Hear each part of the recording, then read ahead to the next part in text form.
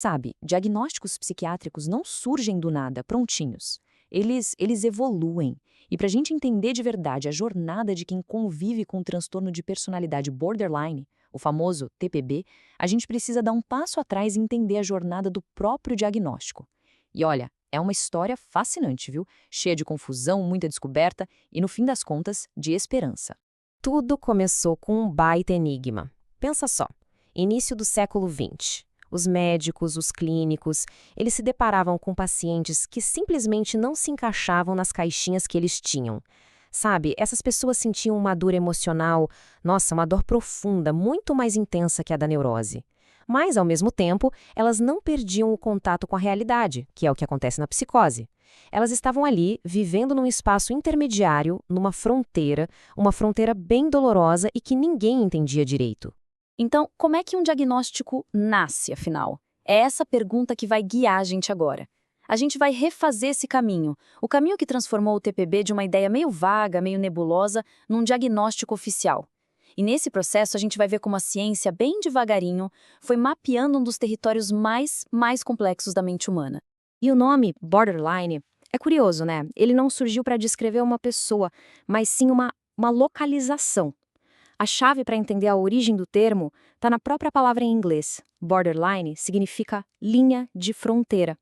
Exatamente isso, uma fronteira.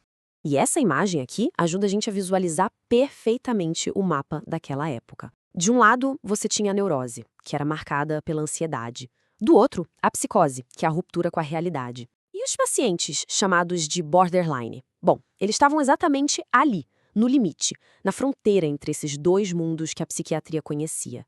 Ou seja, o nome, na verdade, não descrevia o que eles sentiam, mas sim a perplexidade, a confusão dos próprios médicos. E quem foram os corajosos que começaram a desbravar essa terra desconhecida? Foram os psicanalistas que vieram depois de Freud. Eles foram os primeiros a tentar de fato desenhar um mapa para esse território. Foram os verdadeiros pioneiros, sabe? Dando os primeiros passos para tentar entender essa paisagem psicológica que era, convenhamos, muito confusa. E aqui tem uma metáfora que é simplesmente perfeita para esse momento. A da fábula dos cegos e o elefante. Imagina a cena. Um pesquisador chegava e descrevia a impulsividade. O outro vinha e falava daquela sensação de vazio, da falta de identidade. Aí um terceiro focava na intensidade absurda dos relacionamentos. Cada um deles estava tocando numa parte do elefante, numa parte da verdade. Mas a figura completa, o sofrimento que conectava todos esses sintomas, isso ainda era um grande mistério. E é aqui que as peças do quebra-cabeça começam a se encaixar. Olha só, lá em 1925, Wilhelm Reich percebeu a tal da clivagem, sabe? Aquela tendência de ver o mundo em preto e branco, 8 ou 80. Aí, em 38, Adolf Stern finalmente batiza o grupo, Borderline. Um pouco depois, em 42, Helene Deutsch descreve a personalidade como C, essa busca quase desesperada por uma identidade, muitas vezes se espelhando nos outros. Mas a grande virada mesmo veio em 53, com Robert Knight. Foi ele que sugeriu que, talvez todos esses sintomas que parecem não ter nada a ver um com o outro sejam, na verdade, faces da mesma moeda. O elefante finalmente estava começando a tomar forma. Ok, então décadas se passaram com muito debate teórico, muita discussão, mas um momento decisivo estava para acontecer. Um momento em que todo aquele sofrimento de tanta gente finalmente ia ganhar um reconhecimento oficial, sabe? Sair da teoria e entrar na prática clínica. E aí está, 1980, chega o DSM-3. Isso foi revolucionário. Pensa bem, para os médicos era um guia, uma ferramenta, mas para os pacientes e para suas famílias, nossa, foi muito maior. Foi validação. Significava que a dor, a instabilidade, a confusão, tudo aquilo finalmente tinha um nome.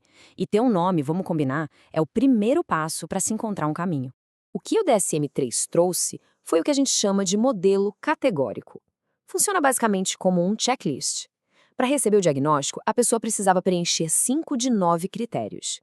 E que critérios eram esses? Coisas como aquele medo gigantesco de abandono, relacionamentos que vão do céu ao inferno num piscar de olhos e uma impulsividade que às vezes pode ser bem perigosa. Era um sistema bem direto. Ou você tem, ou você não tem. Sim ou não. Só que tem um problema, né? A personalidade de alguém não funciona como um interruptor de luz, que você liga e desliga.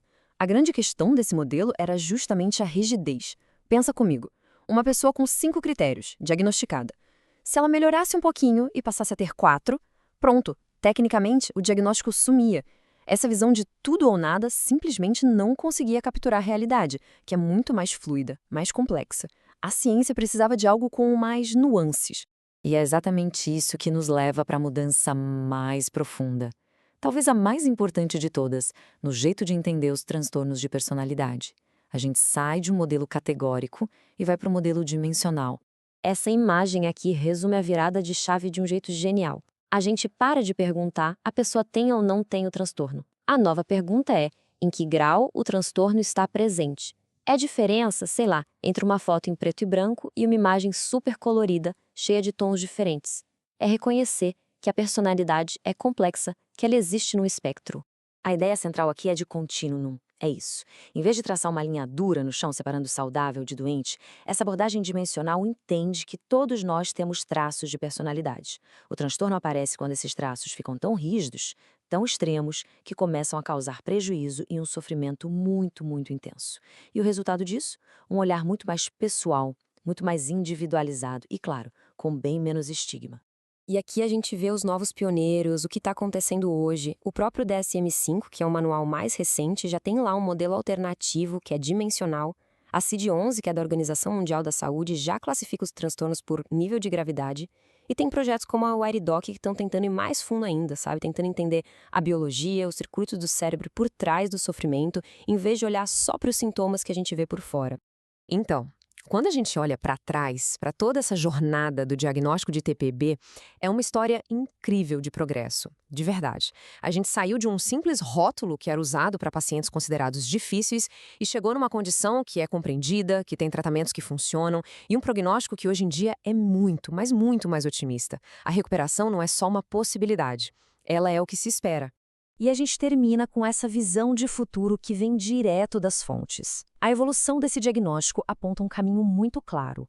Um futuro onde o foco não vai ser mais o rótulo, e sim a pessoa. A pergunta principal vai deixar de ser qual é o diagnóstico para se tornar qual é a experiência única dessa pessoa e como é que a gente pode de verdade ajudar. A história, com certeza, continua.